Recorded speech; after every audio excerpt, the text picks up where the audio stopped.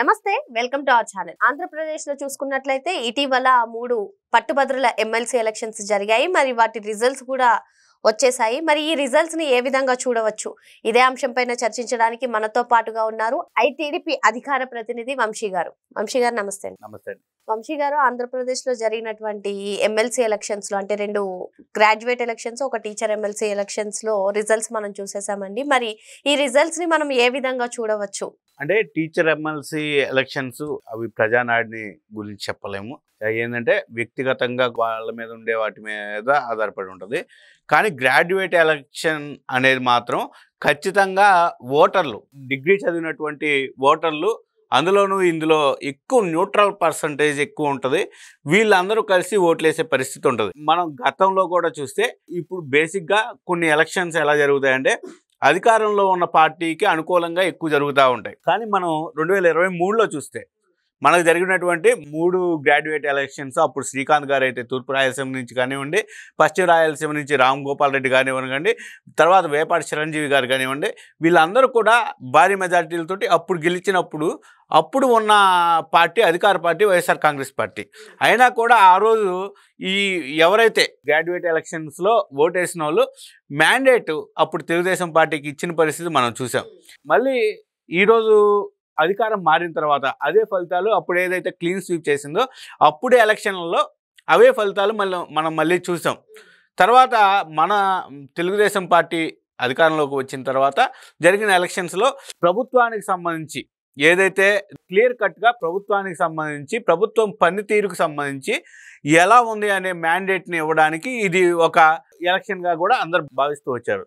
కాబట్టి అందరూ కూడా కొంచెం వ్యతిరేకత ఉంది అని చెప్పి ఈ మధ్యకాలంలో ఎక్కువ వినిపించిన నేపథ్యంలో ఇవి పోటాపోటీగా ఏదైనా జరుగుద్దేమో, దీంట్లో సంచలనాత్మక విజయం ఏమైనా వైసీపీ వరిస్తుందేమోనని చాలామంది భావిస్తూ వచ్చారు. కానీ ఖచ్చితంగా తెలుగుదేశం పార్టీకి నిలబడాలి, తెలుగుదేశం పార్టీతో నిలబడాలి.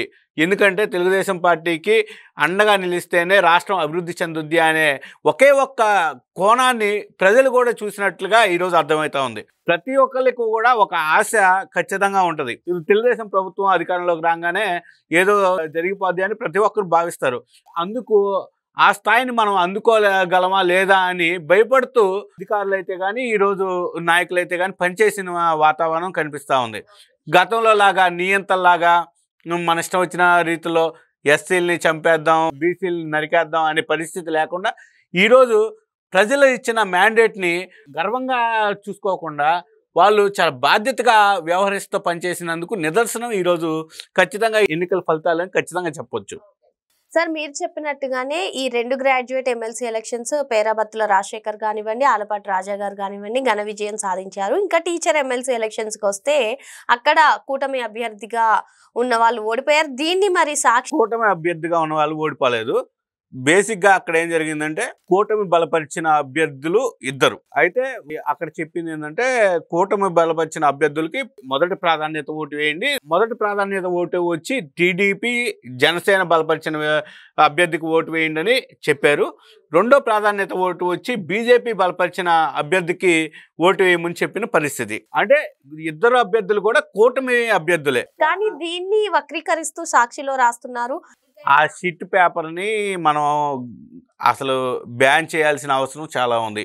ఈరోజు రాష్ట్రంలో జరుగుతున్న అభివృద్ధిని చూడలేక, రాష్ట్రంలో జరుగుతున్న మంచిని గ్రహించలేక ఈ ఖచ్చితంగా వాళ్ళు పప్పెట్ పేపరు జగన్మోహన్ రెడ్డికి అది అసలు దాన్ని చదివే వాళ్ళు కూడా ఈ రోజుల్లో లేరు. కాకపోతే వాళ్ళు పేపర్లో అంటే నిస్సిగ్గుగా వదిలేసి ఈరోజు అలాంటి రాతలు రాస్తా ఉన్నారు. వాటిని పట్టించుకోవాల్సిన అవసరం కూడా లేదు. ప్రజలు ఈరోజు మీరు గమనిస్తే నేను ఇందాకే చెప్పాను, టీచర్ ఎమ్మెల్సీ ఎలక్షన్స్ దాన్ని పట్టించుకోవాల్సిన పని లేదు. ఎందుకంటే ఒక 20,000 ఓట్లు మాత్రమే దానికి ఉంటాయి. వాళ్ళందరూ కూడా ఆల్రెడీ యూటీఎఫ్ ఇలాంటి అనుబంధ సంస్థల్లో ఉండేవాళ్ళు. వాళ్ళు దానికి తగ్గట్లుగా వాళ్ళు బలపరిచిన రాజకీయ పార్టీలతో సంబంధం లేకుండా వాళ్ళు బలపరిచిన వ్యక్తుల్ని అక్కడ వేసుకుంటారు. దాంట్లో వాటి గురించి ఆలోచించారు. కానీ ఇక్కడ గ్రాడ్యుయేట్ ఎమ్మెల్సీ ఎలక్షన్ ఏంటంటే డైరెక్ట్గా పార్టీలు బలపరుస్తూ ఉండేవి. ఈరోజు వైఎస్ఆర్ కాంగ్రెస్ పార్టీ భయపడి కనీసం వాళ్ళకి డిపాజిట్లు కూడా రావని పోటీ చేయని వైఎస్ఆర్సీపీ ఈరోజు తెలుగుదేశం పార్టీని అనడం నిజంగా అది విడ్డూరంగా చెప్పుకోవాలి. వాళ్ళు బలపరిచామని చెప్పుకున్న వ్యక్తులు కూడా ఈరోజు డిపాజిట్లు రాని పరిస్థితి మనం చూసాం. ఈరోజు సాధారణ ఎన్నికల్లో కానీ వచ్చినట్టు 80,000 90,000 మెజారిటీలు వస్తూ ఉంటే ఈరోజు ఇంకా కూడా వైఎస్ఆర్ కాంగ్రెస్ పార్టీ ఇంకా ఇదే భ్రమల్లో ఉండొద్దు. గతంలో 11 అయినా వచ్చాయి, ఈసారి అవి కూడా వచ్చే పరిస్థితి లేదు. ఆ భ్రమల్లోంచి కొంచెం బయటికి రమ్మని చెప్పి మేము నిజంగా ఇప్పుడు కూడా రాజకీయ పార్టీలు అనేవి కనుమరుగైపోకూడదు, వాటి వల్ల మంచి జరగాలి అని భావించే వ్యక్తుల్లో మేము ఒకళ్ళం. కాబట్టి మీరు ఆ జరిగిన తప్పుల్ని మీరు బేరీ చేసుకోండి. మీరు చేసిన తప్పులేంది అనేది ఒక క్యాలిక్యులేట్ చేసుకొని చేయకుండా ఇంకా కూడా తెలుగుదేశం పార్టీ మీద ఏడుద్దాం. మీరు గత 5 ఏళ్ళు తెలుగుదేశం పార్టీ మీద ఏడ్చారు. జనం మిమ్మల్ని కర్రు కాల్చి వాత పెట్టి ఈరోజు 164 సీట్లు తెలుగుదేశం కూటమి ప్రభుత్వానికి ఇచ్చిన పరిస్థితి మీరు చూశారు. ఇంకా కూడా మీరు అదే మోసలో ఉంటే మీకు గతంలో వచ్చిన ఆ 39% ఓటు పర్సంటేజ్ కూడా ఇంక వచ్చే పరిస్థితి లేదు. ఖచ్చితంగా కూడా వైఎస్ఆర్ కాంగ్రెస్ పార్టీ వాళ్ళు పోస్ట్ మార్టం చేసుకోవాల్సిన అవసరం కూడా ఉంది. ఏంటంటే మా పత్రికలు ఉన్నాయి, మనం కోట్ల రూపాయలు అవినీతి చేసేసాం, అవన్నిటిని పెట్టేసుకొని మనం రాతలు రాసేద్దామంటే కుదరదు. జనం నమ్మే పరిస్థితిలో లేదు. ఈరోజు మనం సోషల్ మీడియాలో చూస్తున్నాం, ప్రతి ఒక్కటి కూడా నిజమేంటి అనేది వెంటనే తెలిసిపోతా ఉంది.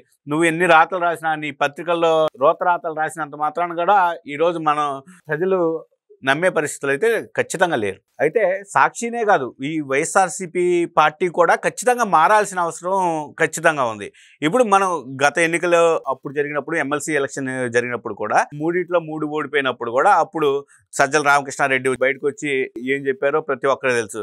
మా ఓటర్లు వేరే ఉన్నారు అన్నారు. తర్వాత చూస్తే ఏ ఓటర్లో ఎవరికి అర్థం కాలేదు.